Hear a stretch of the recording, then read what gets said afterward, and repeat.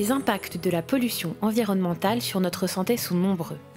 Allergies, obésité, cancer, résistance et mutation des virus, surconsommation de médicaments, sans parler de la maladie du siècle, le burn-out ou la dépression. Travailler à une santé durable, c'est agir en amont et penser à la prévention, à la sensibilisation, mais aussi au cadre de vie, au contexte social.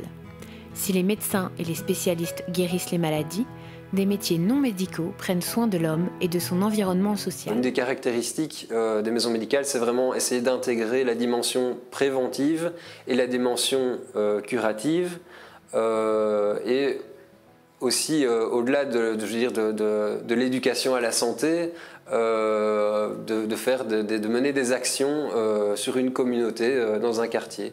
J'ai commencé par mener une recherche qui a duré 1 an, une recherche de type sociologique, anthropologique. On a en fait voulu comprendre quelles étaient les interactions entre les dynamiques sociales de quartier, donc la vie de quartier pour le dire plus simplement, et les individus. On a concrètement pu dégager certains objectifs qui tournent autour du renforcement de l'entraide dans le quartier Saint-Nicolas. Ce qu'on essaye de faire aussi, c'est améliorer la vie de quartier ici, je dirais développer un quartier de manière durable, par exemple en essayant de renforcer l'ancrage durable des habitants dans le quartier. Si vous aviez vu le quartier ici tel qu'il était il y a 20 ans, il a beaucoup changé entre-temps, depuis l'arrivée de la maison médicale et d'une série d'associations qui ont entouré la maison médicale.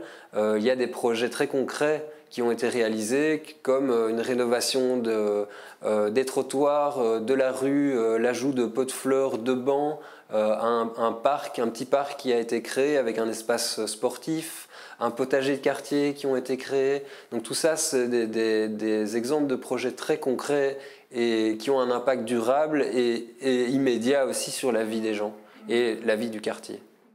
Le médecin peut proposer une approche durable en accompagnant sur le long terme et de manière globale.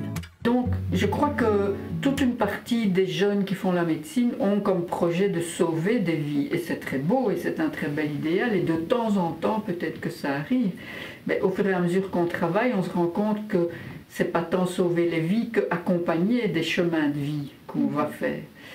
On vient chez les personnes qu'on soigne, donc on entre chez eux, ce qui est très différent que de les voir par exemple dans un hôpital, parce que quand on est chez quelqu'un, on découvre son milieu de vie, ce qui est important pour lui, et voilà, et on respecte son lieu de vie. Ça donne une dimension complètement différente de la santé. On a une responsabilité dans la prescription de médicaments. Et que faisons-nous de cette responsabilité-là ? Exercer la médecine, c'est être confronté à des choix éthiques. Il faut apprendre à en parler avec ses patients. On se rend compte que, en tout cas, la santé est en lien avec la manière de se nourrir. Et la manière de se nourrir, elle est respectueuse de la planète ou pas.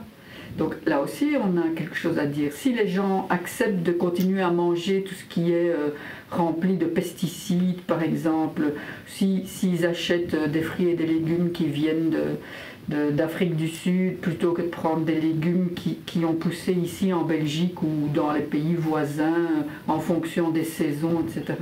Je crois qu'on a un rôle par rapport à la santé aussi à travers la nutrition, mais aussi en disant aux gens combien leur équilibre de vie est important. Et donc, est-ce que tout le monde accepte la folie de la société actuelle de toujours courir et d'être rentable et de gagner plus, ou est-ce qu'à un moment, on s'arrête et on se dit mais c'est quoi le sens de tout ça ? Penser durable, ce n'est pas forcément faire miroiter le prolongement de la vie à l'infini. Quand je sais par exemple qu'une personne âgée veut vraiment terminer sa vie à domicile, moi je l'invite toujours à en parler avec la famille, avec les autres soignants. Il faut aussi que les infirmières le sachent et les aides familiales. C'est peut-être quand elles seront là qu'il y aura un problème.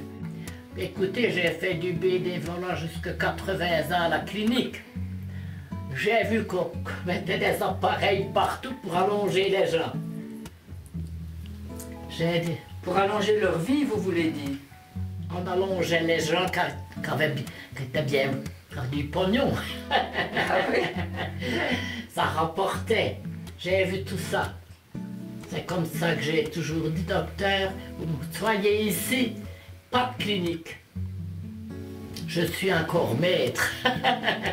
La créativité est bienvenue, parce que c'est ça qu'on va vous demander en éthique plus tard, c'est aussi à partir de ce que vous avez analysé, de trouver des alternatives à une situation qui bloque. Hein. Donc on ne peut pas en rester simplement à ce qu'il y a, il faut justement parvenir à débloquer, à trouver une issue par rapport au dilemme éthique.